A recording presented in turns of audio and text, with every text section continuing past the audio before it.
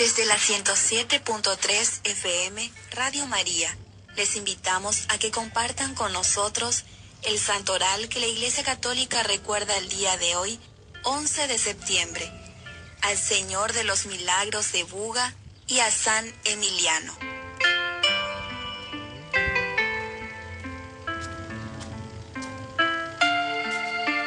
El Señor de los Milagros de Buga. Antigua tradición narrada por el franciscano Fray Francisco Rodríguez en la novena que publicó en 1819. Allá por el año 1580, Buga era un pequeño caserío en Ecuador. El río de Buga corría en aquel entonces por el sitio donde ahora está el templo del Señor de los Milagros. Al lado izquierdo del río había un ranchito de paja donde vivía una india anciana cuyo oficio era lavar ropa. Esta mujer era muy piadosa y estaba ahorrando y reuniendo dinero para comprarse un Santo Cristo y poder rezarle todos los días. Reunió 70 reales, que era lo que necesitaba para comprarlo y traerlo desde Quito. Precisamente el día en que la piadosa lavandera iba a llevar su dinero al señor cura párroco para que le consiguiera la imagen, pasó por allí llorando un honrado padre de familia a quien iban a echar a la cárcel porque debía 70 reales y no tenía con qué pagarlos. La buena mujer se conmovió por esta tristeza de su vecino e inspirada por un pensamiento caritativo, se propuso dejar para más tarde el conseguir su crucifijo y le dio al pobre necesitado los 70 reales que tenía ahorrados. Aquel hombre, lleno de alegría y de agradecimiento, le deseó que Dios la bendijera y le ayudara mucho. Unos días después, la anciana estaba lavando ropa en el río, cuando una ola colocó delante de ella un pequeño crucifijo de madera, que resultó para ella una joya más valiosa que todo el oro y la plata y las esmeraldas que le pudieran ofrecer. El crucifijo, hallado de esta manera, no podía haber pertenecido por allí cerca a ninguna otra persona, pues hacia arriba, a las orillas del río, no vivía nadie. La feliz lavandera, llena de gozo y perfectamente tranquila en su conciencia respecto a su posesión, se dirigió a su choza e improvisó allí un altarcito, sobre el cual colocó el Santo Cristo que le había llegado de manera tan misteriosa, guardándolo cuidadosamente en una cajita de madera. Una noche la anciana oyó golpecitos en el sitio donde guardaba la imagen y, averiguando lo que pasaba, se llevó una gran sorpresa al darse cuenta que el Santo Cristo y la pajita habían crecido notablemente, pero se imaginó que eso sería ilusión de sus ojos, ya muy debilitados por la edad. Pero pocos días después advirtió que la imagen tenía ya cerca de 1 metro de estatura. Sorprendida por este milagro, les avisó al señor cura párroco y a los señores más importantes del pueblo, los cuales visitaron enseguida la habitación de la anciana y comprobaron por sus propios ojos la verdad de lo que ella les había contado, y que esta pobre mujer poseía un crucifijo de un tamaño muy difícil de conseguir por aquellos alrededores, y que ella no tenía ni dinero ni amistades para conseguir semejante imagen, y que por lo tanto la existencia de aquel crucifijo allí no se podía explicar naturalmente, y que tenía que ser un milagro.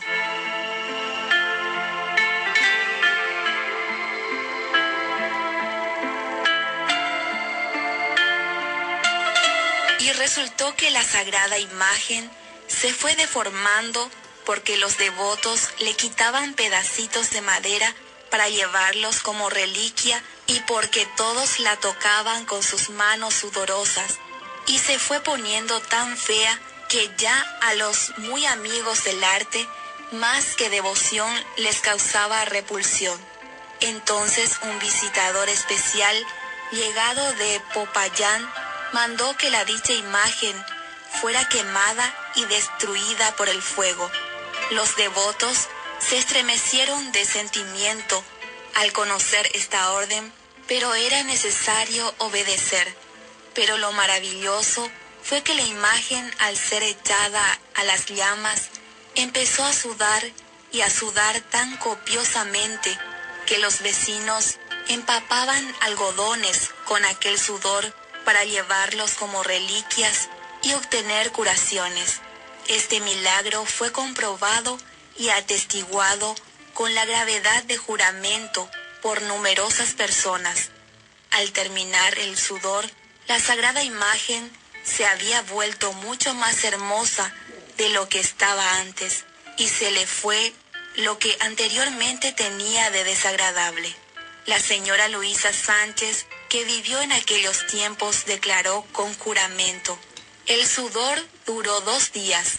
Todos los vecinos de los alrededores venían con algodones a recoger sudor y llevarlo como reliquias, y yo también recogí allí de aquel sudor en algodones y todavía lo guardo.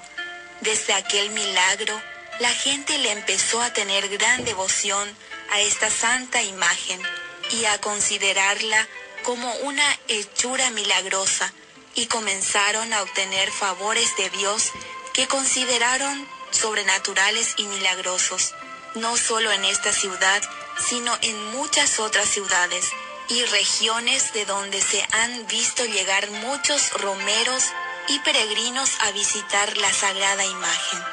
A muchos de ellos les hemos oído contar que se sanaron prodigiosamente de graves enfermedades. Otros narran que se libraron de gravísimos peligros al invocar al Señor de los Milagros.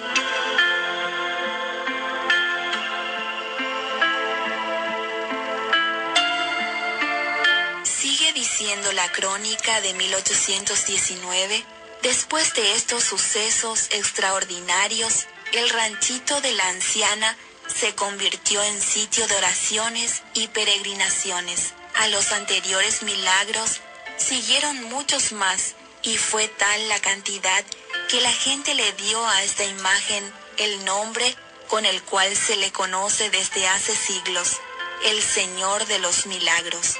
Después de muerta la ancianita, se pensó cuál era el mejor lugar para colocar el Cristo. Su ranchito quedaba frente a las aguas, y he aquí que el río creció muchísimo y cambió de cauce, y se desvió hacia el sur desde unas 3 cuadras más arriba del punto de la aparición, y dejó así el sitio libre para construirle el templo al Santo Cristo, templo que al principio era un edificio pequeño y se le llamaba la ermita.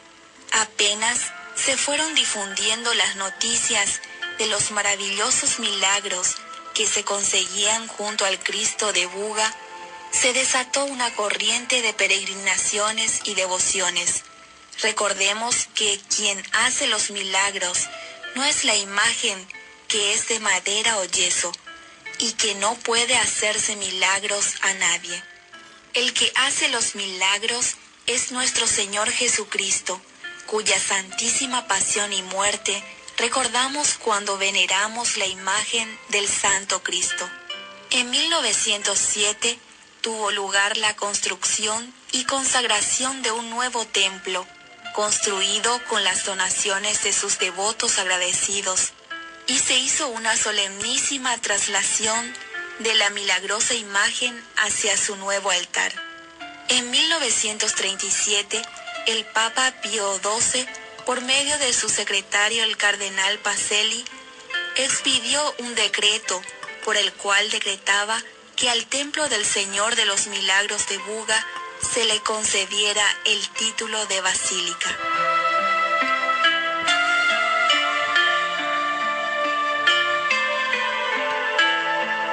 El otro santo a quien recordamos es a San Emiliano, santo español, nacido en el año 473 en Berceo, La Rioja. Hijo de una familia campesina de origen hispano-romano, siendo en su juventud pastor de ovejas. Decidió dedicarse a la vida contemplativa, por lo que pasó a ser uno de los discípulos del monje Félix, retirado en los montes de Bilibio, cerca de Haro, donde llevó una vida solitaria y penitente. Sujetó a la disciplina monacal, pero encontrándola demasiado holgada, se retiró a la soledad durante 44 años en los montes Cistercio, soplando allí las inclemencias del tiempo y la dureza de condiciones del lugar. Su fama de santidad se extendió de tal manera que todos los que estaban en dificultades espirituales acudían a él, y fue llamado por el obispo de Tarazona Dídimo, quien no consintió que tanta virtud se perdiese en la soledad del monte. Le ordenó sacerdote y le puso a cargo de la parroquia de Santa Eulalia, en su pueblo natal, Berceo. El paso por la parroquia resultó un estruendoso fracaso, ya que las tareas administrativas no parecían encajar con su carácter, y entregaba todas las donaciones, propiedad de la parroquia, a los necesitados, por lo que fue causado de malversación del dinero parroquial por sus hermanos sacerdotes y reprendido por el obispo, quien lo destituyó del cargo. Decide volver a su soledad y se retira al valle de Suso o de Arriba, cercano a su pueblo, donde transcurre la última etapa de su vida. En torno al santo va formándose una comunidad de hermanos y hermanas que formarán un oratorio primitivo. Sus nombres son Acelo, Geroncio, Citonato, Sofronio, Oria y Potamia. San Milán es visitado, consultado y venerado. Salió al parecer muy poco de su eremitorio. La última salida que hace es para anunciar la destrucción de algunas ciudades de Cantabria. La tradición le atribuye numerosos milagros, tanto en vida como después de su muerte, acaecida el 12 de noviembre del 574. Con 101 años, fue enterrado en el suelo del oratorio. Los monjes eligieron otro abad y permanecieron como ermitaños alrededor del sepulcro de San Milán, formando después de la muerte de San Milán el gran monasterio de San Milán de Cogola, en la actualidad declarado Patrimonio de la Humanidad por la UNESCO. No dejó nada escrito, y fue hacia el año 650 cuando el obispo de Zaragoza, San Braulio, escribió Vida de San Emiliano, primera biografía de San Milán, basándose en los relatos que había escuchado de su hermano Fronimiano, monje de la Cogola, y más tardíamente Gonzalo de Berceo escribió la historia del Señor de San Milán.